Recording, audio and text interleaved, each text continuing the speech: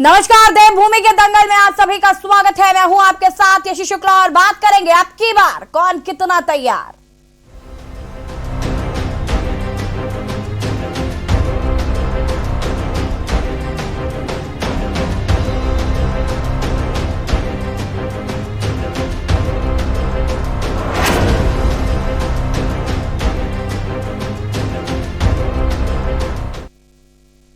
और बात करेंगे अब की बार कौन कितना तैयार, लेकिन उससे पहले आपको ले चलते हैं अल्मोड़ा, जहां पर मुख्यमंत्री पुष्कर सिंह धामी हॉस्पिटल का निरीक्षण करने पहुंचे हैं। और ये सीधी तस्वीरें अल्मोड़ा से उत्तराखंड के मुख्यमंत्री पुष्कर सिंह धामी की सीधी तस्वीरें आपको दिखा रहे हैं, जहां पर अस्पताल का निरीक्षण करने पहुंचे हैं मुख्यमंत्री पुष्कर सिंह धामी। सीधी तस्वीरें आपको दिखा रहे हैं, जहां पर अल्मोड़ा से उत्तराखंड के मुख्यमंत्री पुष्कर सिंह धामी की सीधी तस्वीरें। मुख्यमंत्री अस्पताल का निरीक्षण करने पहुंचे हैं, हर वार्ड का निरीक्षण कर रहे हैं।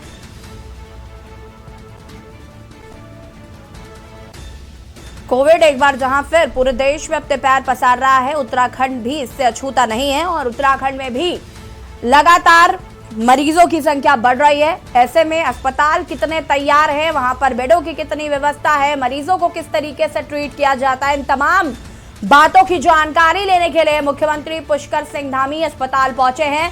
यहां पर मरीजों से भी बात कर रहे हैं, वार्ड का निरीक्षण कर रहे हैं।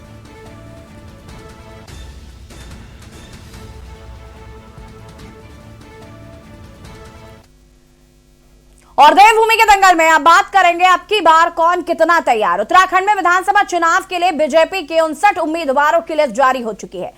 पहली लिस्ट में उत्तराखंड में भाजपा ने सामाजिक समीकरणों को साधने की पूरी कोशिश की। इसमें 22 टिकट क्षत्रिय समाज को दिए गए, जबकि 14 ब्राह्मण समाज को दिए गए हैं। वहीं 3 सीटों पर वैश्य समाज को मौका दिया गया है। 59 उम्मीदवारों के नामों की घोषणा तो भाजपा ने कर दी है, लेकिन 11 सीटों पर अभी भी पेच फंसा है। भाजपा ने पहली लिस्ट जारी की तो वहीं कांग्रेस जल्द ही अपनी लिस्ट जारी कर सकती है। इसमें कांग्रेस प्रदेश अध्यक्ष गणेश गोदियाल, पूर्व मुख्यमंत्री हरीश रावत समेत कई बड़े नाम शामिल हो सकते हैं। महिलाएं भी प्रियंका गांधी के कमिटमेंट के बाद उम्मीद लगाए बैठी हैं, तो युवाओं में भी टिकट पाने की आस है। चुनाव में अब की बार कौन कितना तैयार, इस पर चर्चा करेंगे, लेकिन उससे पहले रिपोर्ट देखिए।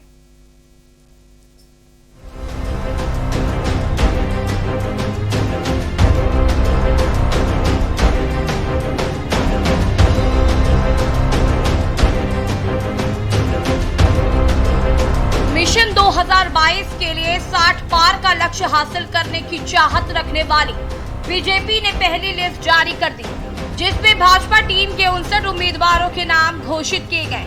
भाजपा आलाकमान ने विचार व मंथन के बाद चुनावी समीकरण को देखते हुए पहली लिस्ट जारी की, जिसमें 10% महिलाओं को टिकट दिया गया। अनुभवी उम्मीदवारों के साथ साथ युवाओं को भी भारतीय जनता पार्टी ने मैदान में उतारा। कई भाजपा के दिग्गज अपना टिकट बचाने में कामयाब रहे, तो वहीं डिप्टी स्पीकर रघुनाथ सिंह समेत 10 विधायकों के टिकट काटे गए। वहीं दल बदलने वाले लोगों को भी भाजपा ने टिकट दिया। हाल ही में कांग्रेस छोड़कर भाजपा का दामन थामने वाली सरिता आर्य को भी नैनीताल से टिकट दे दिया गया, तो वहीं कांग्रेस से भाजपा में वापसी करने वाले दुर्गेश्वर को भी पुरोला से उम्मीदवार बनाया गया। जहां एक तरफ टिकट हासिल करने वाले लोगों में खुशी की लहर देखने के लिए मिली, तो वहीं 6 सीटों पर बगावत के सुर भी सुनाई दिए। कई लोग अब निर्दलीय चुनाव लड़ने की घोषणा कर चुके हैं। उत्तराखंड भाजपा 11 विधानसभा सीटों पर उलझी हुई है और 11 उम्मीदवारों के नामों की घोषणा अभी नहीं की है, लेकिन फिर भी कांग्रेस से पहले 59 उम्मीदवारों को मैदान में उतारकर भारतीय जनता पार्टी ने ये दिखा दिया है कि उसने अपना होमवर्क पूरा कर लिया।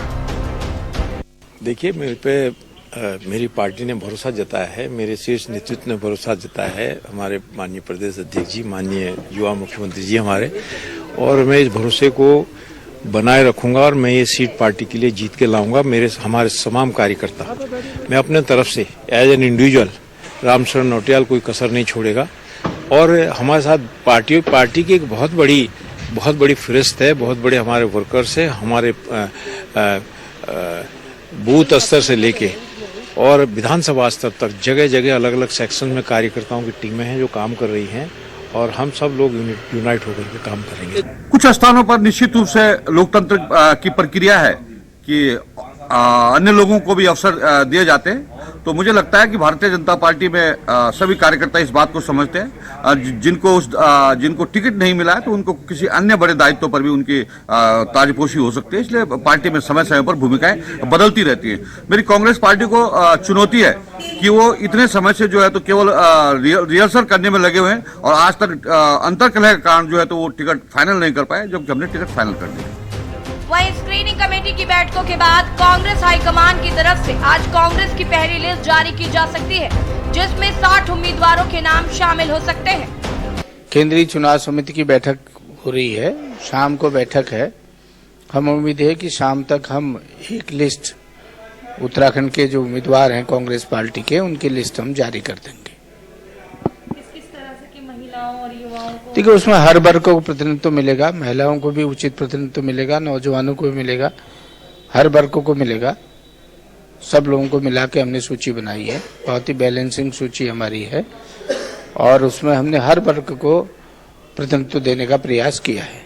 कितने लोगों के नाम शामिल हो सकते हैं? अभी पहली लिस्ट आएगी 45 से 50 तक की, उसके बाद दूसरी लिस्ट जारी होगी।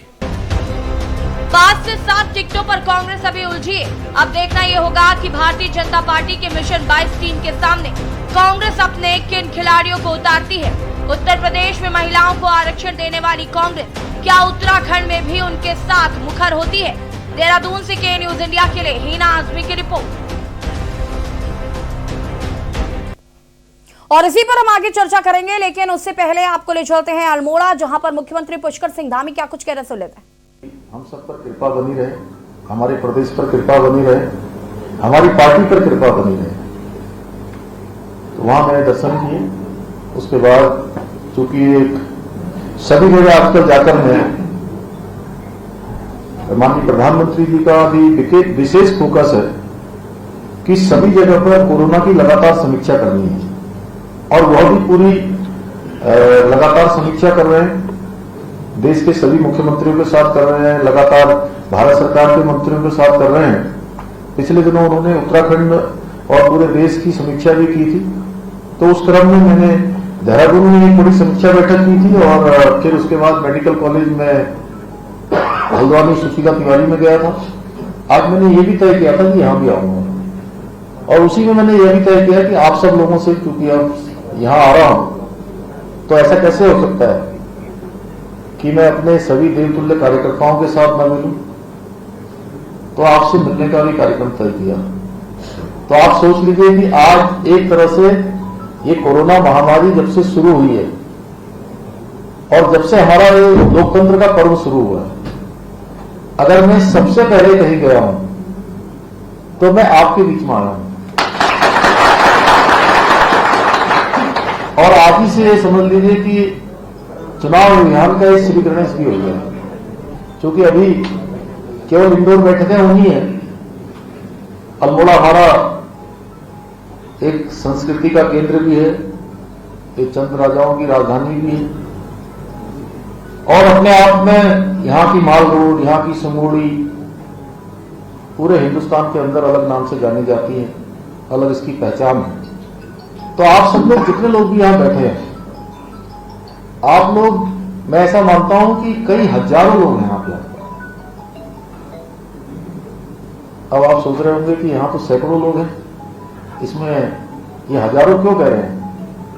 मैं हजारों इसलिए कह रहा हूं, जैसे हमारे डॉक्टर पत्नी साहब बैठे हैं, प्रोफेसर साहब, नेगी साहब, ये ऐसे लोग हैं, भंडारी जी, इन्होंने इतने लोगों के बीच में संपर्क किया है। और आप सब लोगों में से भी बहुत सारे लोग जिनकी आवाज हजारों लोगों तक है। अभी मैं प्रोफेसर पत्नी साहब को फोन कर रहा था, मुझे पता नहीं था कि आपसे भेंट हो पाएगी।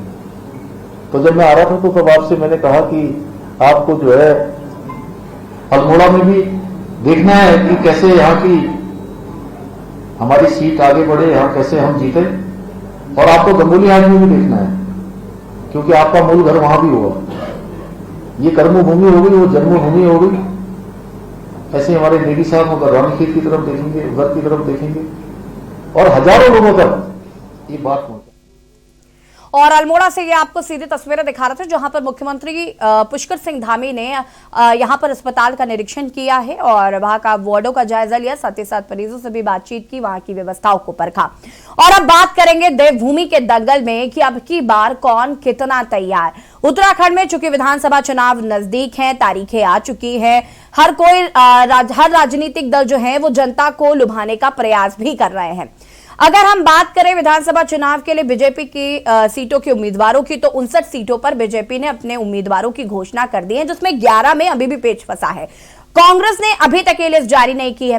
भाजपा ने जो लिस्ट जारी की उसमें 11 में जो पेच फंसा हुआ है, उसमें भी उम्मीद है कि कांग्रेस जब अपनी लिस्ट जारी की तो शायद उसके बाद इनकी दूसरी लिस्ट जारी होगी। हरक सिंह रावत एक बार फिर कांग्रेस में शामिल हो गए हैं।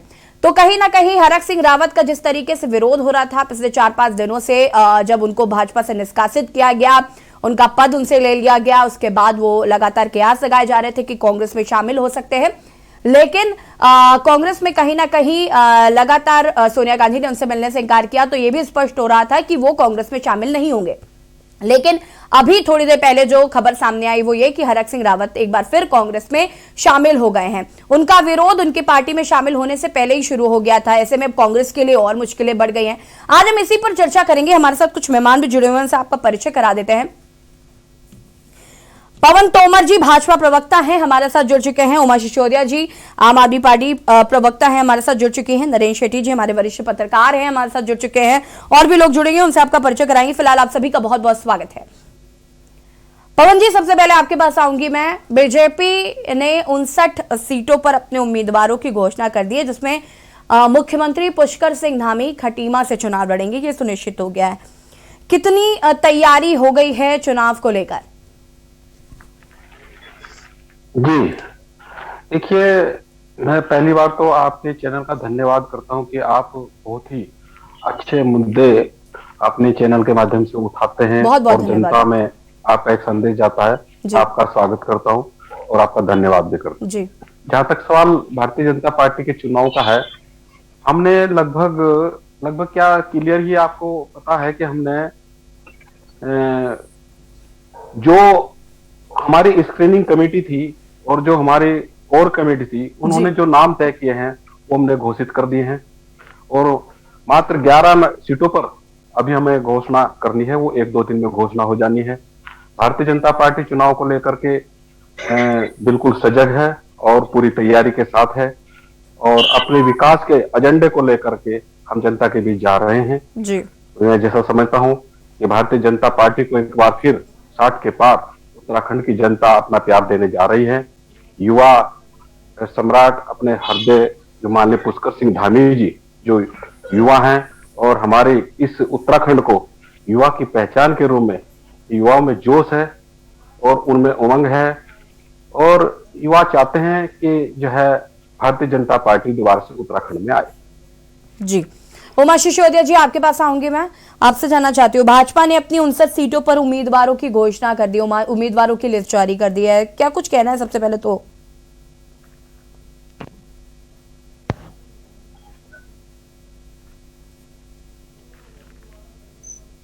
उमा जी आवाज आ रही है आपको? जी, क्या कहना है आपको? भाजपा ने अपने 59 सीटों पर उम्मीदवारों की घोषणा कर दी है, कांग्रेस ने अभी तक उम्मीदवारों की घोषणा नहीं की है, बहुत लंबा मंथन चल रहा है। देखिए, कांग्रेस अपने उम्मीदवारों की घोषणा तब कर पाएगी जब कांग्रेस के पास लड़ने के लिए उम्मीदवार हो। मुझे तो लगता है कि कांग्रेस जो इस तरीके की हरकत आज उन्होंने हरक सिंह रावत जी और उनकी बहू को लेकर की है, उससे साफ जाहिर होता है कि कांग्रेस की कोई रीति नीति नहीं है, कोई उनका विजन नहीं है। जिस व्यक्ति को वो लगातार 5 साल तक अपने लोकतंत्र का हत्यारा कहते रहे, आज उसी व्यक्ति को कितना गौरवान्वित अपने आप को कांग्रेसी महसूस कर रहे हैं कि वो लोकतंत्र का हत्यारा विशेषण के द्वारा सुशोभित व्यक्ति आज उनकी पार्टी की शोभा बढ़ा रहा है और कांग्रेसी इस बात को बड़ा अपने आप को बड़प्पन महसूस कर रहे हैं। तो आप देख सकते हैं कि कांग्रेस इस समय रसातल में जा रही है कि इनके पास लड़ने के लिए कैंडिडेट नहीं है। ये लोग हरक सिंह रावत जी जैसे लोगों को अपनी पार्टी में शामिल कराकर उनको या उनके परिवार के लोगों को टिकट देने के लिए मजबूर है। तो साफ जाहिर होता है कि कांग्रेस इस समय डूबता हुआ जहाज है और जिसकी तली में छेद खुद कांग्रेस के लोग कर रहे हैं और कांग्रेस को हारने के लिए किसी विपक्ष की आवश्यकता नहीं है। कांग्रेस को खुद सारे कांग्रेसी मिलकर हरा देंगे और जो छिछलेतर परिस्थिति में इस चुनाव में कांग्रेस की होने वाली है, जिस हिसाब से कांग्रेस इस बार अपना काम कर रही है, उससे हम इनको बार बार बोलते हैं कि इस बार कांग्रेस दहाई के अंत तक भी नहीं पहुंचेगी। उत्तराखंड में डूबता हुआ जहाज कांग्रेस है और कांग्रेस को डूबे ही रहने दिया जाए। छत्तीसगढ़ विधानसभा में इस बार दहाई के अंक भी कांग्रेस नहीं पार कर पाएगी। जो इस समय कांग्रेस की हालत है, पूरे उत्तराखंड की जनता देख समझ रही है कि जिस व्यक्ति को आप लोकतंत्र का हत्यारा कहते रहे, 5 साल तक आप पानी पी पी कर उनको पोसते, उन्हीं को आज आप अपने दल में आपने शामिल किया। ऐसे साफ जाहिर होता है कि कांग्रेस की हालत इस समय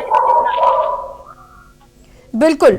हमारे साथ नरेंद्र शेट्टी जी भी जुड़े हुए हैं, हमारे वरिष्ठ पत्रकार हैं। नरेंद्र जी, क्या कुछ कहना है आपको? 59 सीटों पर भाजपा ने जहां एक तरफ अपने उम्मीदवारों की घोषणा की, तो वहीं कांग्रेस अभी मंथन ही कर रही है और आज जो खबर मिली वो ये कि हरक सिंह रावत एक बार फिर कांग्रेस का हिस्सा है।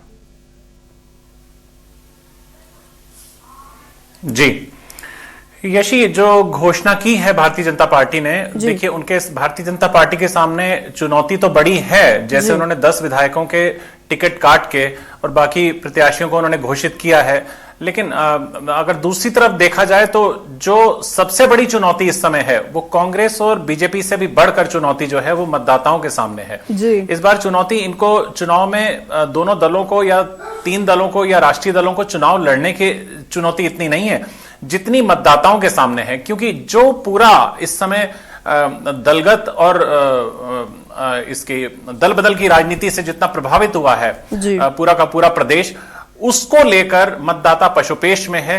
और अगर मतदाताओं के सामने ये वाली तस्वीर जैसे जिस प्रकार राजनीतिक दलों ने प्रस्तुत की है, तो ये समय रहते अगर ठीक ना हुई इनकी तस्वीर, जैसे आज हरक सिंह रावत की ज्वाइनिंग हुई है, और जिस ठीक कहा आपने कि जिनको वो बिल्कुल भ्रष्टाचार के ब्रांड एम्बेसडर कह रहे थे और उन्हीं को गले लगा लेना, तो ये दर्शाता है कि किसी भी दल की जो सोच है वो बिल्कुल एक पारदर्शी सरकार देने की सोच नहीं है। और जिस तरीके से जैसे जैसे समय बीत रहा है और अभी तक कांग्रेस ने अपनी कोई घोषणा नहीं की है प्रत्याशियों की, तो इससे जाहिर होता है कि उनके यहाँ जो माथापच्ची है वो ज्यादा हो रही है। हालांकि उनके यहाँ नहीं होनी चाहिए, उनके पास तो सिटिंग विधायक केवल 10 ही हैं जिसमें से उन्होंने सॉर्टिंग करनी है। सबसे बड़ी चुनौती तो भारतीय जनता पार्टी के सामने थी, लेकिन उन्होंने कर दिखाया। उन्होंने 10 विधायकों के टिकट काट के और 10 नए चेहरों को उन्होंने मैदान में उतारा है। हालांकि वो महिला क्षेत्र में वो इतना सम्मान नहीं दे पाए जितना उनको भारतीय जनता पार्टी को देना चाहिए था, क्योंकि महिलाओं के कल्याण की बात करती है, महिलाओं के आरक्षण की बात करती है भारतीय जनता पार्टी, और उसके बावजूद महज 10% भी महिलाओं को उन्होंने टिकट नहीं दिया। तो ये एक बड़ा प्रश्न है कि कथनी और करनी में कितना अंतर है भारतीय जनता पार्टी की। जी यशी। पवन जी, मैं चाहूंगी कि आप इसका जवाब दें। आप हमारे वरिष्ठ पत्रकार को सुन रहे थे। जी, हमारे वरिष्ठ पत्रकार जी जो कह रहे थे, मैं इनकी बात से एक बात के लिए सहमत हूं कि हमने महिलाओं के लिए अच्छा सम्मान दिया है और भी देने जा रहे हैं। मैं आपको पहले स्पष्ट कर दूं। देखिए, हमने 10% पवन जी, लिस्ट तो जारी हो गई ना, अभी कैसे सम्मान देने जा रहे हैं, ये जरा इस पर प्रकाश डालिएगा। अभी तो हमारी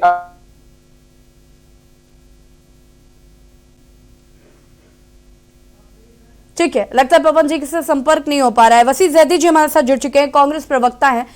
वसी जैदी जी, बहुत बहुत स्वागत है आपका के न्यूज में सबसे पहले तो। और उसके बाद सवाल ये है कि भाजपा ने 59 सीटों पर अपने उम्मीदवारों की घोषणा कर दी है।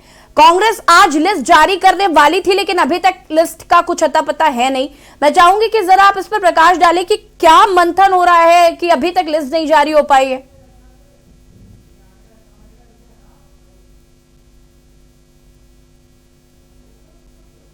आई है कि साहब ये अपनी जो है तैयारी में नहीं है, ये हमें देख रहे हैं। मैं पहले तो उनको ये बात बता देना चाहता हूं कि जो भारतीय जनता पार्टी, एक बात स्पष्ट कह देना चाहता हूं कि पहले वो कहते थे कि हरक सिंह रावत जी ने हमारी पीठ में छुरा घोपा है जी। और हरक सिंह जी रावत जी जब कांग्रेस छोड़कर भाजपा में आए तो कह रहे थे मैं जूते की नोक पर कांग्रेस को रखता। आपको ध्यान होगा, सभी टीवी ने दिखा था। आज वो दोबारा से कांग्रेस उनको अपने घर में जो है समायोजित कर रही है, उनको दोबारा से टिकट ले लिया है। तो उनकी मजबूरी आप देख सकते हैं कि कितनी मजबूरी है। उनको जो है कोई प्रत्याशी नहीं मिल रहा चुनाव लड़ने के लिए, और वो एक उपहास की स्थिति में जो है कांग्रेस यहाँ पर खड़ी है। मैं समझता हूं कि कांग्रेस के पास अभी घर में ही इतनी लड़ाई है कि वो यही तय नहीं कर पा रहे हैं कि हमें किसको चुनाव लड़ाना है, किसको नहीं चुनाव लड़ाना है। अभी हरक सिंह जी वहां पर पहुंचे हैं, अभी देखो आगे होता क्या है, क्योंकि अभी तो कह रहे थे कि साहब मुझे माफ कर दीजिए, 100 बार माफी मांगता हूं। वही पहले कह रहे थे कि साहब ये तो बिल्कुल बेकार पार्टी है, मैं इसको जूते की नोक पर रखता हूं, यहां से बिल्कुल जा रहा हूं और मैं इनको बिल्कुल कुछ नहीं समझता। और कितनी बेइज्जती उन्होंने कांग्रेस के लोगों की है। आज फिर कांग्रेस ने उन्होंने गले लगा लिया। मैं समझता हूं इनका कोई औचित्य ही नहीं है, इनका कोई ध्येय ही नहीं है, इनका कोई विजन ही नहीं है। अभी आपने देखा होगा इनके महामंत्री को, अभी महामंत्री को जो प्रदेश महासचिव है वही कार्यालय में कितनी तरह से उसको कार्यकर्ताओं ने मारा।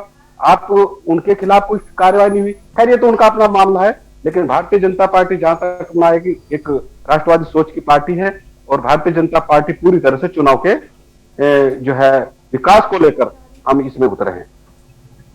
जी वसी जय दीदी, आप हमें सुन पा रहे हैं? जयदी साहब आप हमें सुन पा रहे हैं? यशी जी जयदी जी आप हमें सुन पा रहे हैं क्या? जी आपकी आवाज मुझे आई है। नमस्कार। जी जी नमस्कार। जयदी जी, सबसे बड़ा सवाल यही है कि भाजपा ने 59 सीटों पर अपने उम्मीदवारों की घोषणा कर दी, कांग्रेस अभी तक अपनी लिस्ट जारी नहीं कर पाई है। आज उस घोषणा होने वाली थी, आज उम्मीदवारों की लिस्ट जारी होने वाली थी, लेकिन अभी तक लिस्ट का कुछ अता पता नहीं है। हरक सिंह रावत जरूर कांग्रेस में शामिल हो गए। देखिए यशी जी, आपका मैं सवाल आपने कहा कि लिस्ट हमारी जारी नहीं हुई है। लिस्ट जारी होना एक सामान्य प्रक्रिया है। हमेशा आप लगातार देख रहे हैं कांग्रेस को, कांग्रेस सोच समझकर पूरा विचार कर सबकी रायशुमारी के बाद लिस्ट जारी करती है, और लिस्ट इतना बड़ा इश्यू नहीं है। आज से नामांकन प्रक्रिया शुरू हुई है। आम आदमी पार्टी कह रही है कि सर आपके पास उम्मीदवार ही नहीं है, आप लिस्ट कैसे जारी करेंगे? आपको पता ही नहीं है कि चुनाव किससे लड़वाएं किससे नहीं लड़वाएं। खुद पार्टी में इतनी खींचतान हो रखी है। देखिए मैं आपको बताता हूं, आम आदमी पार्टी ज्यादा कांग्रेस को नहीं जानती है। कांग्रेस बहुत सालों से चुनाव लड़ रही है। कांग्रेस की अपनी एक सामान्य प्रक्रिया होती है। कांग्रेस उस प्रक्रिया के अनुसार अपने प्रत्याशियों को मैदान में उतारती है, और कांग्रेस के अंदर किसी तरह का कोई झगड़ा नहीं है, कोई नहीं है, सबकी रायशुमारी होती है। तो हमारा जो चुनाव इलेक्शन कमेटी है, जो कि हमारी सेंट्रल इलेक्शन कमेटी है, वो नामांकन है, उसके ऊपर हमारी सबकी रायशुमारी के बाद लिस्ट को जारी करती है, और आज देर रात तक हो सकता है कि हमारी पहली लिस्ट जारी हो जाए। और जहां तक आपका दूसरा प्रश्न है, मैं अभी तक सुन रहा था, भाजपा के जो प्रवक्ता थे और जो आम आदमी पार्टी के प्रवक्ता थे, बहुत वो कांग्रेस की चिंता कर रहे थे। कांग्रेस की चिंता उन्हें करने की आवश्यकता नहीं है। भाजपा हो या आम आदमी पार्टी हो, वो अपनी चिंता करे, अपने प्रत्याशियों की चिंता करे, कांग्रेस के घर की चिंता न करे। कांग्रेस अपने आप में पूरी तरह सक्षम है। हम पूरे ताकत के साथ, पूरे मनोबल के साथ और पूरे विश्वास के साथ हम चुनाव मैदान में उतरने जा रहे हैं, और हमें पूरा विश्वास है जैसे पिछले चुनाव में मिलता रहा है उससे बेहतर इस बार हमें मिलेगा, और हम एक सशक्त और एक कामयाब सरकार उत्तराखंड को सौंपेंगे 10 मार्च को। ठीक है, उमा जी क्या कुछ कहना है आपको? उमा जी। जी मेरे बड़े भाई जयदीप भाई बोल रहे थे कि किसी को कांग्रेस की चिंता करने की आवश्यकता नहीं है। भाई देखो, चिंता होना स्वाभाविक है। आम आदमी पार्टी अपनी चिंता करे। आपके 400 सांसद हुआ करते थे, और अब आप 44 सांसदों पर आकर ठहरे हुए हैं। पूरे देश में आपकी एक एक करके सारी सरकारें आपकी गिर रही है। पंजाब में आपकी सरकार बची थी, इस बार वो भी चली जाएगी, तो चिंता होना स्वाभाविक है। देखिए, 125 साल आदमी पार्टी अपनी चिंता करे। इतिहास रहा है जिसको हम भी झुटला नहीं सकते। आप लोगों ने काम, देश की आजादी में आप लोगों ने काम किया। पुरानी पार्टी है, जिस रसातल में आज कांग्रेस जा रही है उसमें चिंता होना स्वाभाविक है। 400 सांसदों वाली कांग्रेस और आज 44 सांसदों वाली कांग्रेस 2017 में आपकी सरकार थी, और आप मुश्किल उसके बाद आप 11 दहाई के अंकों तक आप पहुंच पाए हैं, और इस बार आप दहाई के अंकों तक भी नहीं पहुंच पाएंगे। तो जयदीप भाई, आपकी छोटी बहन समझिए, बड़ी बहन समझिए, हमारी चिंता होना स्वाभाविक है कि कांग्रेस जो है बिल्कुल डूब रही है। हम तो आपको आखिरी बार आगाह कर रहे हैं, 0 पर आ जाएंगे इस बार आप उत्तराखंड में। अनुभव रखते हैं, समझ आता है। हम पहले भी गिरकर संभले हैं, कई बार ऐसा हुआ है। मैं आपको बताऊं, देश की आजादी के बाद अभी नरेंद्र मोदी जी से पहले 2 बार ऐसी सरकारें बनी है जो गैर कांग्रेसी सरकारें थी। बिना कांग्रेस के समर्थन के अटल बिहारी वाजपेयी जी की सरकार आई थी, तब भी भाजपा, आप तो नहीं थे लेकिन तब भाजपा थी, नहीं आएगी।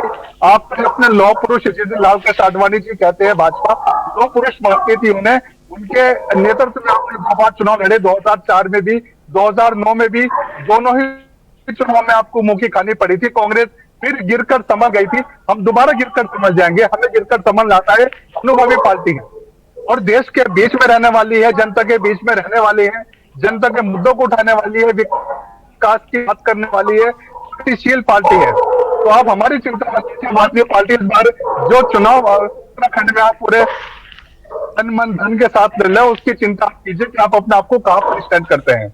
ठीक है जगदीश साहब। पवन तोमर जी हमारे साथ जुड़े हुए हैं। पवन तोमर जी, मैं आपसे ये जानना चाहती हूँ कि जिस तरीके से अभी हमारे वरिष्ठ पत्रकार भी कह रहे थे कि महिलाओं को बहुत कम स्थान दिया गया है और जो लिस्ट जारी हुई है उसमें 6-7 लोग ऐसे हैं जो नाराज हो गए हैं, वो निर्दलीय चुनाव लड़ने की बात कह रहे हैं। नहीं, मैं जहां तक समझता हूं कि नाराज भारतीय जनता पार्टी में कोई नहीं है। जिनका टिकट काटा है, भारतीय जनता पार्टी में बहुत सारे ऑप्शन हैं, उनको संगठन में अच्छे जगह कहीं लगाएंगे। दूसरी बात यह है कि जहां तक सवाल महिलाओं का है, महिलाओं का मैंने जैसे कि पहले भी कहा है कि हमने 10% की जो अभी तक हमारी घोषणा हुई है, तो 10% के आसपास हमारा उस आता है और 6 महिलाओं को हमने टिकट दे करके विधानसभा के लिए उपयुक्त समझा है। और आगे जो हमारे 11 और जो है हमारे घोषणा बाकी है, तो मैं समझता हूं इसमें भी महिलाओं का उचित स्थान दिया जाएगा। जहां तक मैं समझता हूं कांग्रेस अभी कह रही थी कि साहब हम तो गिर के उठने वाले व्यक्ति हैं, क्योंकि वो बात ठीक है कि आप गिर के उठने वाले व्यक्ति हैं और आप गिरते हो, लेकिन इतना गिर जाओगे उत्तराखंड के बेस पर, ये हमें कल्पना भी नहीं थी। आप इतना गिर जाओगे कि जिस व्यक्ति को, मैं दोबारा फिर आपको याद दिलाना चाहता हूं कि जिस व्यक्ति को आप कह रहे हैं कि साहब इन्होंने हमारी पीठ में छुरा घोंपा है, तो आखिर उससे क्या प्रेम लोभ है आपको? पवन जी, लेकिन हाथों हाथ तो आपने भी हरक सिंह रावत को लिया ही है। आपने क्यों लिया था पवन जी? हमने हरक सिंह रावत जी को लिया है, जवाब सुन लीजिए, अपने मुद्दों के आधार पर लिया है। सुन लीजिए पवन जी, देखिए ये राजनीति है। जब वो आपकी पार्टी में नहीं थे, पहले कांग्रेस में थे, तब आप उनको कुछ ना कुछ कह ही रहे थे, वो भाजपा को कुछ ना कुछ कह ही रहे थे।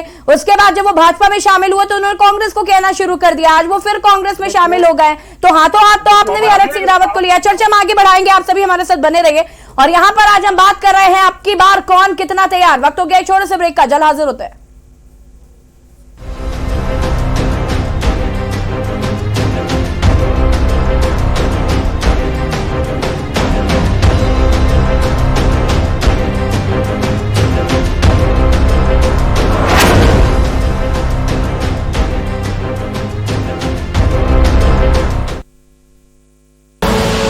आप देख रहे हैं के न्यूज, खबरों का सारथी।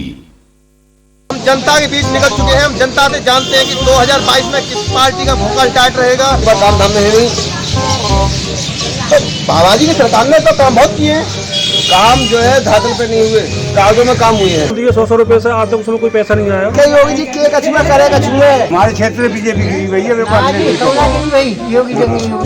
अब योगी को देंगे, मिला नसीब बाहर नहीं मिला। हाँ, कमल का फूल साइकिल में तो पिंचर है। 25 साल से जमा ना करो, 15 साल से जमा ना करो, उन्हें छूट मिल रही है। जो समय से जमा कर रहे हैं उन्हें कहाँ छूट मिल रही है? हमारा कोई राशन कार्ड नहीं है, कुछ नहीं है।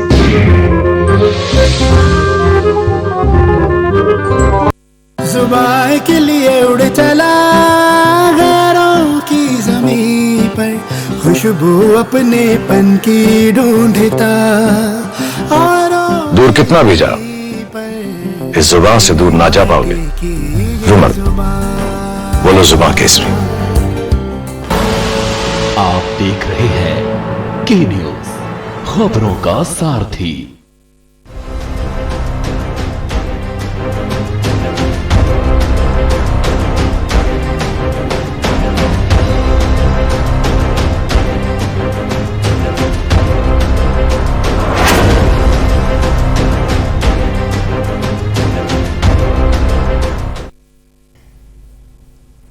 ब्रेक के बाद एक बार फिर से आप सभी का स्वागत है। उत्तराखंड में विधानसभा चुनाव के लिए बीजेपी के 59 उम्मीदवारों की लिस्ट जारी हो चुकी है। भाजपा की ओर से पहली लिस्ट में उत्तराखंड में भाजपा ने सामाजिक समीकरणों को साधने की पूरी कोशिश की। इसमें 22 टिकट क्षत्रिय समाज को दिए गए, जबकि 14 ब्राह्मण समाज को दिए गए। वहीं 3 सीटों पर वैश्य समाज को मौका दिया गया है। 59 उम्मीदवारों के नामों की घोषणा तो भाजपा ने कर दी, लेकिन 11 सीटों पर अभी भी पेच फंसा है। भाजपा ने पहली लिस्ट जारी की तो वहीं कांग्रेस जल्द ही अपनी लिस्ट जारी कर सकती है। इसमें कांग्रेस प्रदेश अध्यक्ष गणेश गोदियाल, पूर्व मुख्यमंत्री हरीश रावत समेत कई बड़े नाम शामिल हो सकते हैं। महिलाएं भी प्रियंका गांधी के कमिटमेंट के बाद उम्मीद लगाए बैठे हैं, तो युवाओं में भी टिकट पाने की आस है। चुनाव में अब की बार कौन कितना तैयार है, हम इसी पर चर्चा कर रहे हैं और सीधे नरेंद्र सेठी जी का रुख कर लेते हैं। नरेंद्र जी, आपसे जानना चाहती हूँ मैं, आप यहाँ पर पवन जी को सुन रहे हैं, वसी जदी साहब को भी सुन रहे हैं, उमा सिसोदिया जी को भी आप सुन रहे हैं। कहीं ना कहीं तोमर जी जो बात कह रहे हैं कि हरक सिंह रावत इस तरीके से बातें करते थे, इसके बावजूद आपने उनको पार्टी में शामिल कर लिया। लेकिन ये तो राजनीति है, जब भी वो कांग्रेस में रहे तो वो भाजपा के खिलाफ कुछ ना कुछ कहते आए, भाजपा में रहे तो कांग्रेस के खिलाफ कुछ ना कुछ कहते आए। तो ये तो राजनीति है, इसे आप कैसे लेते हैं? ये मैं एक आपको थोड़ा सा आज के इस डिबेट में मैं आपका 1 मिनट का समय लूंगा जी। इन नेताओं को चाहिए कि ये अपने थोड़े से किरदार की एक ना वीडियो बनाकर जी, ये अपने आप उस वीडियो को देखें थोड़ी देर बैठ के, ये प्रदेश के लिए क्या कर रहे हैं, तो शायद इनकी आंखें कुछ हद तक खुलेंगी, कुछ इन्हें शर्म आएगी आंखों में। ये प्रदेश जो बना था जी, ये प्रदेश इसलिए बना था क्योंकि जब उत्तराखंड के दूरस्थ ग्रामीण क्षेत्रों में विकास की किरणें नहीं पहुंचती थी, तो महिलाओं ने एक लंबा आंदोलन चलाया कि हमारी अपनी सरकार होनी चाहिए, हमारा अपना मुख्यमंत्री होना चाहिए, अपना राज्य होना चाहिए। केंद्र ने मांग को सुना, अटल बिहारी वाजपेयी ने ये राज्य दिया, लेकिन उसके बाद इसके साथ ही झारखंड और छत्तीसगढ़ भी बने। झारखंड में मधु कोड़ा नाम के मुख्यमंत्री जी पूरे देश में विख्यात हैं जी, वो कानून के शिकंजे में आके जेल चले गए जी। यहाँ पे कई सारे मधु कोड़ा हैं उत्तराखंड में, वो कानून के शिकंजे में नहीं आए जी, भ्रष्टाचार की नदियां बनी यहाँ पे जी, दलगत राजनीति, अलगाववाद राजनीति जी, दल बदल राजनीति, अवसरवादी राजनीति, जी। सिर्फ ये वाली पौध लगी और नेताओं ने अपनी झोलियां भरी। जब केजरीवाल ने ये कहा कि हम मुफ्त की बिजली देंगे, हम मुफ्त की बिजली के साथ हम बेरोजगारी भत्ता देंगे और महिलाओं को उनका पॉकेट खर्च देंगे, तो कांग्रेस और बीजेपी को दिक्कत होने लगी जी। तब उन्होंने इसका जवाब दिया प्रति उत्तर में कि जो नेताओं के घर करोड़ों रुपए रिश्वत के जाते हैं हम जनता में लुटा देंगे जी। तो जवाब अब व्यवहारिक की दृष्टि से देखा जाए तो अलग बात है, लेकिन सीधी चोट करी उन्होंने उनकी भावनाओं पर और इससे उनकी आंखें खुली जी। आपको याद होगा यशी, ये उत्तराखंड ऐसा एक देवभूमि, एक ऐसी जगह है, उत्तराखंड की वादियां ऐसी जगह है जहाँ पर नैनीताल, मसूरी, पुरानी फिल्मों में हम दृश्य देखते थे कि जैसे कोई हीरो कहता था छुट्टियां बिताने मसूरी चलेंगे जी। वो बातें सुनने से लोग आज तरस गए। आज छुट्टियां मनाने तो दूर की बात रही, आज पर्यटक भी आने से कतराते हैं जी। वो ऋषिकेश तक पहुंच जाता है, उसके आगे का उसको हाल नहीं पता कि क्या होगा। उसका स्वागत ऊपर से गिरती चट्टाने करेंगी या यहाँ का भ्रष्टाचार करेगा जी। और अगर इससे निजात पानी है तो मैंने जो पहले कही है बात कि नेताओं को अपना 5-5 मिनट का वीडियो बनाकर ये देखना चाहिए कि एक प्रदेश की जनता के साथ कितना न्याय कर रहे हैं और कितना छल कर रहे हैं, तो शायद इनकी अपनी आंखें खुल जाएंगी। बहन उमा बहुत अच्छा बोलती हैं और बड़े अच्छे विचार रखती हैं और कभी भी इन दलों की ज्यादा इनकी आलोचना न करते हुए अपने दल का पक्ष रखती हैं। मैं सहमत हूं उनकी बात से, लेकिन प्रदेश में जो कांग्रेस को 5 साल, भाजपा को फिर 5 साल, कांग्रेस को फिर भाजपा को मिला है जी। पूरे 20 सालों में इन दोनों दलों में अगर आप देखें तो इन दोनों दल के नेता, जैसे एक रात्रि विश्राम भाजपा में करता है, दूसरा सुबह इधर आ जाता है, सुबह इधर रहता है, रात्रि विश्राम वहां करता है। तो यहाँ विपक्ष और सत्ता नाम में तो कोई आप किसी तरीके से उसमें कोई लाइन खींच नहीं सकते। इन दोनों की मिली भगत से जिस तरीके पूरे प्रदेश को जिस तरीके से लूट खसोट की राजनीति चल रही है वो चल रही है। और आपने यही सुना कभी कि किसी प्रदेश में सरकार को अपनी उपलब्धियां गिराने के लिए 100 करोड़ रुपए खर्च करने पड़े हों? जी। 100 करोड़ रुपए के होर्डिंग्स लगे हैं प्रदेश में। देखा, सुना तो नहीं, लेकिन देख लिया। 100 करोड़ रुपए के होर्डिंग्स लगे हैं। ये आरटीआई ने खुलासा किया है सरकार के सूचना विभाग ने, सूचना निदेशालय ने। इससे बड़ी कोई शर्म की बात हो सकती है जी। और उसके बावजूद भी अगर इन दलों के प्रवक्ता अपने दलों की, अपनी सरकारों की वाहवाही लूटने के लिए, महिमा मंडित करने के लिए गुणगान करें, तो शायद कान बंद करने के अलावा और कोई कारण नहीं। जी बिल्कुल नरेंद्र जी, मैं आपकी बात से सहमत भी हूं। और दूसरी चीज ये कि जैसे कि आपने कहा कि इनको 5-5 मिनट का वीडियो रिकॉर्ड करना चाहिए, लेकिन सबसे बड़ी बात तो ये है ना कि जो सो रहा हो उसे तो जगाया जा सकता है, लेकिन जो सोने की एक्टिंग कर रहा हो उसे कैसे जगाया जाएगा? तो ये भी कहीं ना कहीं वो खुद से भी नहीं समझना चाहते तो कोई बात ही नहीं है फिर। यूकेडी से हमारे साथ विजय कुमार बड़ाई जी जुड़ चुके हैं, केंद्रीय प्रवक्ता हैं। विजय जी, बहुत स्वागत है आपका। और सबसे बड़ा सवाल यही है आज कि 59 सीटों पर भाजपा ने तो अपने उम्मीदवार की घोषणा कर दी है, कांग्रेस में काफी उठापटक देखने को मिल रही है, आम आदमी पार्टी ने पहले ही इसकी घोषणा की थी, क्या कुछ कहना है आपको?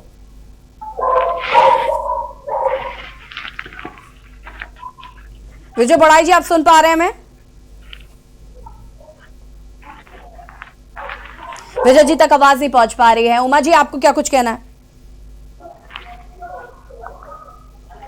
एक बात ही मुझे यहाँ पर कहनी है कि जिस तरीके की राजनीति इस समय उत्तराखंड में हो रही है, वाकई में शर्मनाक राजनीति है, बहुत शर्मनाक राजनीति है। और खास तौर पर कांग्रेस ने जो आज अपने पैरों पर कुल्हाड़ी मारी है, इसको उत्तराखंड माफ नहीं करेगा। इस तरह के व्यक्ति को, जिसको कि ये लगातार पिछले 5 सालों तक यही कहते रहे कि उन्होंने लोकतंत्र की हत्या की, उन्होंने उन्होंने मतलब हमारी पीठ में छुरा भोंका, आज आप किस मुंह से उस व्यक्ति को आपने शामिल करा दिया अपनी पार्टी में? और आपने उनकी बहू को, देखिए परिवारवाद की आप लोग, वैसे तो खैर कांग्रेस तो परिवारवाद की मिसाल है, आपको लोगों के परिवार के बारे में तो कुछ नहीं बोला जाए, तो मतलब जितना बोला जाए उतना कम है। लेकिन जिस तरीके से आज एक हास्यास्पद स्थिति में आकर कांग्रेस खड़ी हो चुकी है, वो भी चुनाव के टाइम, इसमें तो हम मैंने आपसे कहा, मेरी बात सुनिए उमा जी, आप जिस तरह से हरक सिंह रावत जी के बारे में बात कर रही हैं, लोकतंत्र की हत्या हुई थी 2016 में और उसका खामियाजा भुगता है सिर्फ कांग्रेस ने नहीं, पूरे प्रदेश ने उसका खामियाजा भुगता है। पिछले 5 साल में मैं आपको बताता हूँ, मैं आपको बताता हूँ नरेंद्र शेट्टी जी भी, आप लोग वाकई में धन्य है, कांग्रेस धन्य है इस समय किस तरह के व्यक्ति को आपने शामिल कर दिया। पूरा शाम को अपने घर आ जाता है। 20 साल तक हमारे साथ हरक सिंह रावत जी रहे हैं। अरे जयदी साहब, कितनी बार भूला हुआ घर वापस आएगा, ये तो बताइए। नहीं, मेरी बात सुनिए, हरक सिंह रावत जी 20 साल तक कांग्रेस के अंदर रहे हैं और 5 साल तक उन्होंने भारतीय जनता पार्टी के साथ काम कर देख लिया। 5 साल में वो खुद इस बात को कहते हैं कि उन्हें काम नहीं करने दिया गया। पिछले 5 साल में लोकतंत्र की हत्या के बाद यशी जी, जयदी साहब, ऐसे तमाम वीडियोस में आपको हरक सिंह रावत को दिखा दूंगी जिसमें वो भाजपा की तारीफ करते थक नहीं रहे। स्थिति इस समय कांग्रेस के सामने हो चुकी है।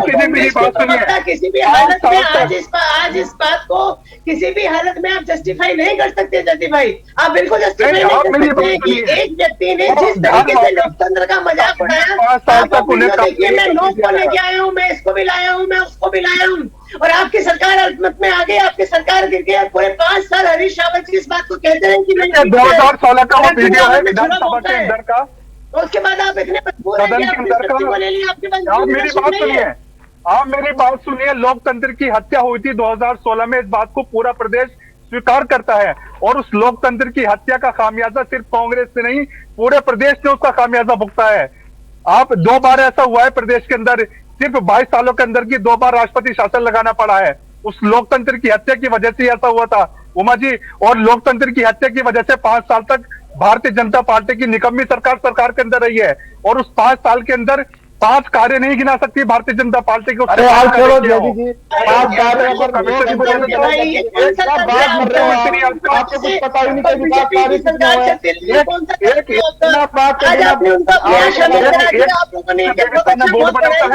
दूसरा मुख्यमंत्री उसके देवस्थानम बोर्ड को निरस्त कर देता है, एक मुख्यमंत्री आपका गढ़वाल, एक मुख्यमंत्री आपका गैरसैंण को कमिश्नरी बनाता है, दूसरा मुख्यमंत्री उस कमिश्नरी को निरस्त कर देता है। आपने 5 साल तक सिर्फ यही किया है, एक मुख्यमंत्री फैसला लेता है और दूसरा मुख्यमंत्री को निरस्त करता है। कि ठीक है, 5 साल तक उन्होंने रावत जी को अपने यहाँ लिया और आज उन्होंने अपने पाप धुल लिए, उन्होंने हरक सिंह रावत जी को बर्खास्त कर दिया, उन्होंने अपने पाप धो दिए। 5 साल तक लोकतंत्र की हत्या के बाद भारतीय जनता पार्टी की सरकार सहनी पड़ी है, प्रदेश को निकम्मी सरकार सहनी पड़ी है। है। और यही बात है कि यशपाल आर्य जी वापिस आए हैं, हरक सिंह रावत जी वापिस आए हैं। लोकतंत्र की हत्या का खामियाजा भुगत चुके हैं हम भुगत चुके हैं, हम नहीं, पूरा प्रदेश भुगत चुका है लोकतंत्र की हत्या का खामियाजा। छोटे से प्रदेश के अंदर ऐसा हुआ था। और मैं आपको शुरू से बताता हूं, आप मुझे थोड़ा सा मौका दीजिए यशी जी, मैं आपको बताता हूं। 2000 में जब अंतरिम सरकार भारतीय जनता पार्टी की बनी थी, तो सिर्फ 1.5 साल के अंदर इन लोगों ने 2 मुख्यमंत्री बदले थे। नित्यानंद स्वामी जी को सिर्फ इसलिए हटा दिया गया था कि वो क्यों मैदान की राजनीति को बिलोंग करते थे। और भगत सिंह कोश्यारी आए तो उन्होंने 1.5 साल के अंदर 2 मुख्यमंत्री बदले। और हमने जो 5 साल तक फिर एनडी तिवारी जी के कार्यकाल के अंदर हम लोगों ने जो एक विकास का पैरामीटर तैयार किया, आज तक उस लाइन को पार्टी 2007 से 2012 तक दोबारा ये लोग सत्ता में रहे और यूकेडी के साथ ये लोग सत्ता में रहे। और गैरसैंड की बात हो या पूरे प्रदेश के विकास की बात हो, एक काम नहीं गिना सकते थे ये लोग। 2012 में जब हम लोग वापस आए तो हमने गैरसैंड को लेकर आवाज उठाई। और हम 2012-2014 के बाद जब हरीश रावत जी 2014 में आए तो हम हीटो पहाड़, हीटो गांव, मेरे बुजुर्ग मेरे तीर्थ, हम इस तरह की योजनाएं लेकर चल रहे थे। गैरसैंड के ऊपर पहली बार किसी सरकार ने जिम्मेदारी के साथ अपना काम किया था। और एक बार मैं आपको बताता हूं, 2016 में आचार संहिता लगने से पहले हम लोगों ने 56 करोड़ रुपए जारी किए थे, जो आचार संहिता की वजह से वो कार्य रुक गया था और 56 करोड़ रुपए को उन्होंने लैप्स कर दिया। हमारा उद्देश्य था कि गैरसैंड में विधान भवन के पास भराड़ी सैंड में सचिवालय का निर्माण किया जाए। और 5 साल में भारतीय जनता पार्टी एक काम नहीं गिना सकती है भराड़ी सैंड के अंदर, एक ईंट इन लोगों ने नहीं लगाई। गैरसैंड के नाम पर राजनीति करते हैं ये लोग। 5 साल में गिना नहीं सकते कि उन्होंने गैरसैंड के लिए क्या किया।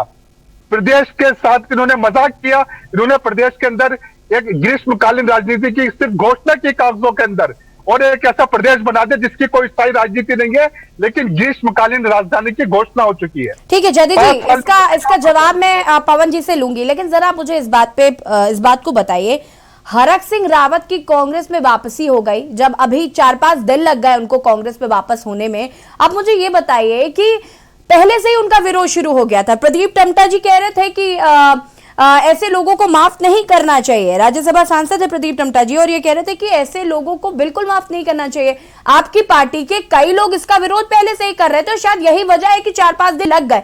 लेकिन क्या जो प्रीतम सिंह गुट अलग चल रहा है, हरीश रावत जी गुट अलग चल रहा है, अब हरक सिंह रावत की भी एंट्री हो जाएगी, तो आपको नहीं लगता कि चुनावों के टाइम पे इस तरीके की दर बदल की राजनीति के तहत जो वापसी हुई है हरक सिंह रावत, इसका खामियाजा आपको भुगतना पड़ेगा? ठीक है जयदीप साहब, इसका जवाब मैं आपसे लूंगी, लेकिन उससे पहले ले चलते हैं दिल्ली, जहां पर बीजेपी की प्रेस कॉन्फ्रेंस हो रही है। दिखाते हैं आपको।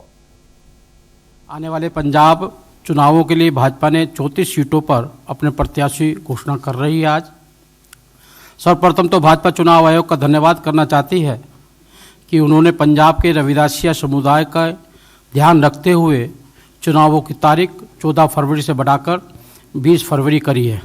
इससे पंजाब में रविदासिया समुदाय को संत रविदास जी की जयंती पर तीर्थ जाने का अवसर प्राप्त होगा। ये रविदास समाज के सभी संपूर्ण डेरे हैं, उनकी मांग थी। आज पंजाब की जनता पंजाब में पिछले कई सालों से कुशासन त्रस्त हो चुकी है। पिछले चुनावों में पंजाब की नशे की समस्या, बेअदबी की समस्या, भ्रष्टाचार इत्यादि अनेक मुद्दे आते रहे, लेकिन दुर्भाग्य है कि इस बार के चुनावों में भी वही समस्या जस की तस खड़ी हुई है। ये दर्शाता है कि पिछली सरकारों के अंतर्गत पंजाब में कोई भी प्रगति नहीं हुई है। समस्याओं का वैसे भी ही अंबार लगा हुआ है। अनेक राजनीतिक दल इस पर चर्चा करते रहे, बहस करते रहे, लेकिन उन्होंने इन सबको लगातार बढ़ावा भी दिया है। कांग्रेस के वर्तमान मुख्यमंत्री भ्रष्टाचार में आकंठ डूबे हुए हैं। उन्हीं के विधानसभा क्षेत्र में उनकी नाक के नीचे अवैध रेत खनन हो रहा है। ये अनेक विषय अनेक तरीके से आप सबके सामने पहले भी आ चुके हैं। इससे साबित होता है कि प्रदेश के रेत माफिया से उनके कितने घनिष्ठ संबंध हैं। यही नहीं, पिछले दिनों हुए छापों में यह पता चलता है कि मात्र 2-3 महीनों में ही इतना धन कहां से इकट्ठा कर लिया गया है। ये साफ दर्शाता है कि वह भ्रष्टाचार में आकंठ तक डूबी हुई कांग्रेस को चला रहे हैं और स्वयं भी डूबे हुए हैं। यही नहीं, और बीजेपी की प्रेस कॉन्फ्रेंस देख रहे थे आप, जहां पर पंजाब उम्मीदवारों की सूची जारी कर रही है बीजेपी। और हम बात कर रहे हैं देवभूमि के दंगल की, जहां पर आज हम बात कर रहे हैं कौन कितना तैयार। और सीधे रुक कर लेते हैं जैदी साहब का। जैदी साहब, क्या कुछ कहना है आपको? देखिए, हरक सिंह रावत के ऊपर जिस तरह के 5 साल तक भारतीय जनता पार्टी ने उनके साथ दोगला व्यवहार किया, सिर्फ हरक सिंह रावत ने, मैं आपको देहरादून की बात बताता हूं। आप कभी डोईवाला रायपुर के अंदर अगर आप लोग गए होंगे तो रायपुर के अंदर कितना विकास हुआ है उमेश शर्मा काऊ को दबाने के लिए, कितना क्या वो जनता के सामने है। और आज भारतीय जनता पार्टी की जो पहली लिस्ट जारी हुई है, यशी जी मैं आपको बताता हूं कि एक डरी हुई लिस्ट है, सहमी हुई लिस्ट है। पहली लिस्ट जारी होने के बाद इन लोगों पर आरोप लगने शुरू हो गए हैं। मुन्नी देवी ने इनको पर आरोप लगाया है कि जो थराली विधानसभा सीट के अंदर टिकट का बंटवारा हुआ है उसमें 2 करोड़ रुपए की रिश्वत गई है। इस तरह का आरोप मुन्नी देवी ने इनको पर लगाया है। और पूरे प्रदेश के अंदर भारतीय जनता पार्टी ने जिस तरह से अपनी लिस्ट जारी की है, तो कहीं ना कहीं दबी जबान में भी और खुली जबान के अंदर भी इनके ऊपर आरोप लगने शुरू हो गए हैं। कांग्रेस की बढ़ती लोकप्रियता से डरकर भारतीय जनता पार्टी को इस तरह की लिस्ट जारी करनी पड़ी। मैं आपको बताता हूं, हम जिस तरह से 2012 से लेकर और 2017 के बीच में हम जिस पर पूरी तरह ब्रेक लगा दिया था, नरेंद्र सेठी जी की बात से मैं पूरी तरह विश्वास रखता हूं कि इन्होंने कहा कि 100 करोड़ रुपए जारी किए हैं सूचना लोक संपर्क विभाग ने, जिससे प्रिंट मीडिया और होर्डिंग बैनर के ऊपर खर्च हुए हैं सिर्फ पैसे। इलेक्ट्रॉनिक मीडिया, सोशल मीडिया का उसमें जिक्र भी नहीं है। और पहली बार एक ऐसा मुख्यमंत्री देखा गया, मैं आपको बताता हूं ये चीज, आप पूरे प्रदेश के अंदर उनके पोस्टर देख लीजिए, किसी भी पोस्टर के अंदर सिर्फ अकेले राज्य सरकार के काम को नहीं गिनाया गया है, हर पोस्टर में मोदी जी बराबर उनके साथ लगे हुए हैं। इन्होंने बनाने की कोशिश की है। डबल इंजन का नाम ये बार बार लेते थे, ये बार बार इन्होंने 3 इंजन बदल कर देख लिए और उसके बाद भी इनके पास कोई एक विकास का मुद्दा बताने के लिए नहीं है। ठीक है, सिर्फ डरी हुई सरकार है। त्रिवेंद्र रावत जी पहले ही पीछे हट चुके हैं और इसके अलावा विजय बहुगुणा जी जो दिया गया, मुन्ना सिंह चौहान जी को परेशान किया गया, कई तरह के मुद्दे हैं। जिस तरह का टिकट का बंटवारा किया गया है, पूरे प्रदेश के अंदर देखा गया कि डरी सहमी भाजपा है। सतपाल महाराज जी अपने बेटे के लिए टिकट मांग रहे थे, अंतिम समय में फिर उन्हें मैदान के अंदर उतारा गया है। तो भारतीय जनता पार्टी के पास आज बताने के लिए कुछ भी नहीं है। कांग्रेस की लोकप्रियता की लिस्ट जारी करनी पड़ी है। ठीक है, पवन तोमर जी, मैं पहला जवाब तो आपसे यही चाहूंगी, जो रिश्वत लेने की बात कह रहे हैं जैदी साहब, और दूसरी बात ये कि आप जिस तरीके से आप पर आरोप लग रहे हैं कि आपके पास 5 काम भी ऐसे गिनाने के लिए नहीं है जो राज्य सरकार ने उत्तराखंड के लिए किए हैं। क्या आप गिना सकते हैं 5 काम? देखिए, पहली बात तो मैं जेडी जी को ये बताना चाहता हूँ जी कि इनके लिए एक कहावत है कि छाछ तो बोलता है, छन्नी भी बोल रही है। मतलब जिसमें 76 छेक है, 76 छेद हैं, वो भी बोल रही है और बड़े इत्मीनान के साथ बोल रही है। अरे भाई, आप जरा हरीश रावत जी का स्टिंग ऑपरेशन देखिए। हमारे 6 आप लोगों ने 5 साल निकाल दिए। जब तक मैं बोला, आप बोल रहे थे तो मैं चुप। तोमर जी, उस स्टिंग ऑपरेशन की बात तो आप ना ही करिए तो बेहतर होगा, वरना अभी फिर आम आदमी पार्टी से उमा जी कहेंगी कि आपने कार्रवाई क्यों नहीं की, उसका फिर आपके पास कोई जवाब नहीं होगा। इसलिए जो सीधा सीधा सवाल पूछा उसका जवाब दीजिए आप। मैं इसलिए बोलता हूँ कि ये इसलिए बोलते हैं, अरे भाई काम तो मैं जितने गिनाऊं ना तो 3 घंटे भी पूरा दिन भी थोड़ा पड़ जाएगा।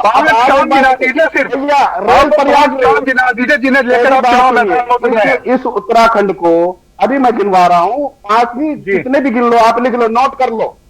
इस उत्तराखंड को अगर दर्द है तो भारतीय जनता पार्टी को दर्द, कांग्रेस को दर्द नहीं है। और क्यों दर्द है? क्योंकि भारतीय जनता पार्टी ने उत्तराखंड को जो शहादत उत्तराखंड वासियों ने दी है, उनकी शहादत को जानते हुए, उनका दर्द जानते हुए इस उत्तराखंड को बनाया है। माननीय अटल बिहारी वाजपेयी जी ने इसको विशेष पैकेज देकर के बनाया है और इसको संवारने का काम आदरणीय मोदी जी कर रहे हैं।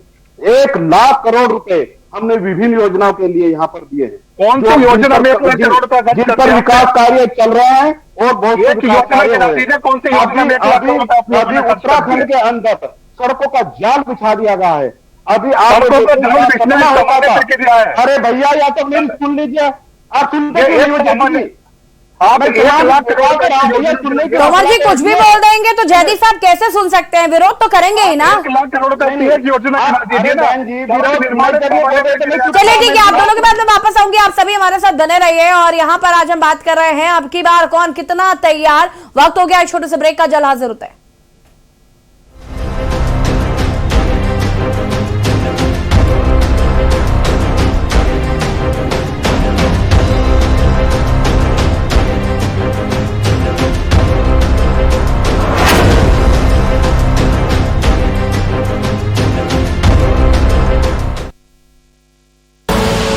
आप देख रहे हैं के न्यूज, खबरों का सारथी। हम जनता के बीच निकल चुके हैं। हम जनता से जानते हैं कि 2022 में किस पार्टी का भूखा टाइट रहेगा। काम धाम नहीं तो बाबाजी की सरकार ने तो काम बहुत किए हैं। काम जो है धरातल पे नहीं हुए, कागजों में काम हुए हैं। 100 रुपए से आज तक उसमें कोई पैसा नहीं आया। नहीं योगी जी के कछुआ करेगा छुए। हमारे क्षेत्र में बीजेपी की वही है। अब योगी को देंगे। मिले नसीब बाहर ने मिले। हाँ, कमल का फूल साइकिल में तो पिंचर है। 25 साल से जमा ना करो, 15 साल से जमा ना करो, उन्हें छूट मिल रही है। जो समय से जमा कर रहे हैं उन्हें कहाँ छूट मिल रही है? हमारा कोई राशन कार्ड नहीं है, कुछ नहीं है।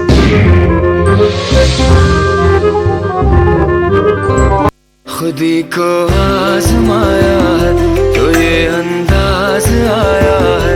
खुदी को आजमाया है तो ये अंदाज आया है। तुम में भी मैं हूं शुद्ध प्लस पान मसाला। आप देख रहे हैं के न्यूज, खबरों का सारथी।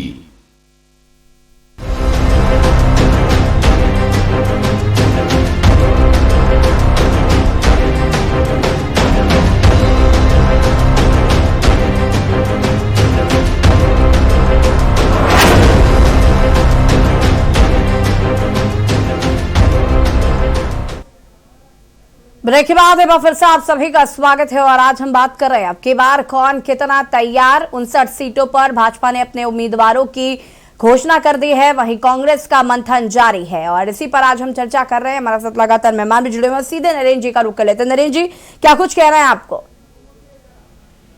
देखिए यशी जी, अब तस्वीर क्योंकि दल बदल के जितनी कुछ है वो साफ हो चुकी है। अब समय है नामांकन का जी। और कल से नामांकन होने हैं तो इसकी प्रक्रिया जैसे शुरू होनी है तो इसमें तस्वीर और साफ होगी। लेकिन जो मैंने पहले बात कही वही मैं दोहरा रहा हूँ दोबारा कि प्रदेश को इस समय कोरोना से भी ज्यादा जो निजात दिलाने की जरूरत है वो है दलगत राजनीति से, वो है दल बदल की राजनीति से। और मैंने पहले भी कहा कि नेताओं के सामने इतनी बड़ी चुनौती नहीं है कि वो चुनाव अपना कैसे जीतें, कैसे लड़ें। चुनौती जनता के सामने है, उन्होंने चुनना कैसे है, किसको चुनना है, ये एक अहम प्रश्न है उनके सामने। और अगर इस बार उन्होंने कोई भी विवेक से अगर काम ना लिया तो हम लोग 5 साल के लिए तो दोबारा पिसेंगे ही, लेकिन जो प्रदेश की अर्थव्यवस्था प्रभावित होगी यशी, और जो प्रदेश की जनता उसको भुगतेगी उसको उसके सामने उनके होगा। तो ये एक बहुत विचारणीय प्रश्न है। इस प्रश्न को लेकर मंथन अब शुरू होना है, क्योंकि जितना जिन नेताओं ने दल बदलने से इधर जाना था उस पर हो चुका है। और प्रदेश की 70 सीटों पे भारतीय जनता पार्टी के सामने जो उपलब्धि है उनकी 57 विधायक, 3 मुख्यमंत्री और 10 प्रत्याशी बदले। इसका आंकड़ा भी 57, 3 और 10 70 का होता है। 70 ही उनके इस बार सीटों को चुनाव लड़ना है। तो ये संयोग कहें या कुछ भी कहें, और जो सत्ता में वापस लौटने की खटखटाहट है कांग्रेस की, कांग्रेस में अगर अपना अनुशासन और अपनी नीतियां अगर उसको बरकरार रखा तो कुछ इनके लिए संभावना बन सकती है। अन्यथा इनको पुनः 5 साल के लिए फिर इस बात को सोचने पर मजबूर होना पड़ेगा। और इनको इस बात का मलाल होगा कि दोबारा इनको कहीं विपक्ष में ना बैठना पड़े। जी जयदीप साहब, क्या कुछ कहना है आपको?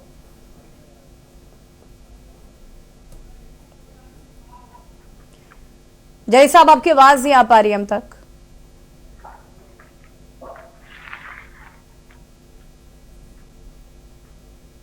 हेलो जी जी, अपनी बात को पूरा कर सकते हैं। मेरी आवाज पहुंच रही है आप जी जी, अपनी बात को पूरा कर सकते हैं। देखिए, मैं आपको बताता हूँ, कांग्रेस के अपने विकास के मुद्दे हैं। कांग्रेस ने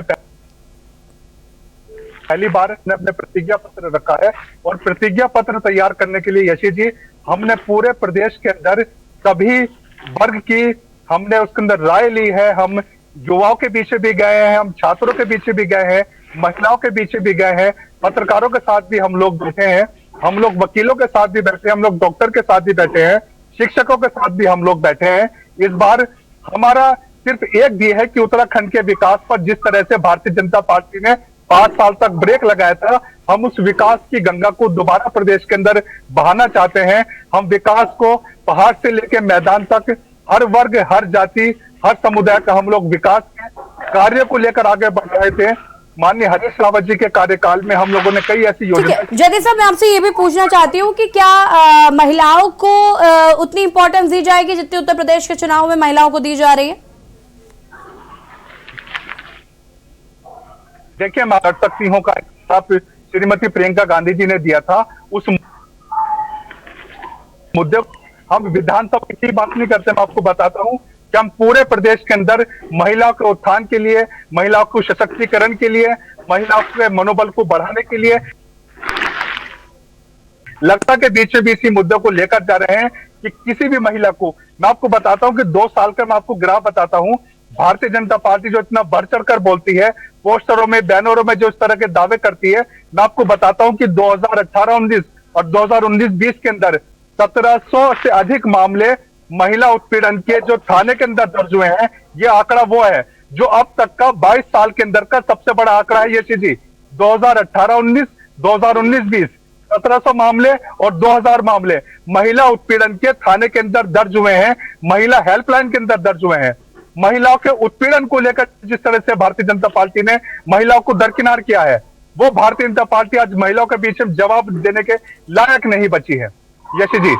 जी पवन जी, क्या कुछ कहना है? आरोप लग रहे हैं।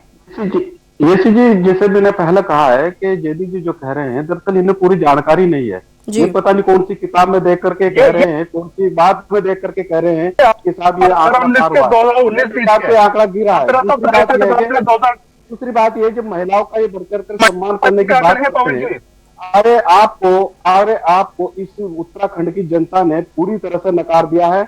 और आपने कितना भ्रष्टाचार, कितने घोटाले, ये आज तो कांग्रेस घोटालों के नाम से जानी जाती है। केंद्रीय वित्त मंत्री जेल में रहकर आए हैं, आज वो बता रहे हैं हमें।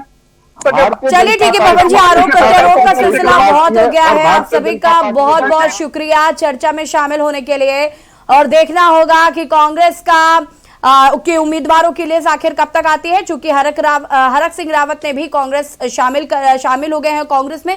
कहीं ना कहीं कांग्रेस के लिए थोड़ी मुश्किलें जरूर है, मंथन जारी है। हालांकि 2022 के चुनाव भी नजदीक है, घोषणा हो चुकी है तारीखों की भी। देखना होगा जनता किसके सर पर रखती है ताज। फिलहाल देवभूमि के दंगल में इतना ही। देखते रहिए के न्यूज़ इंडिया। नमस्कार।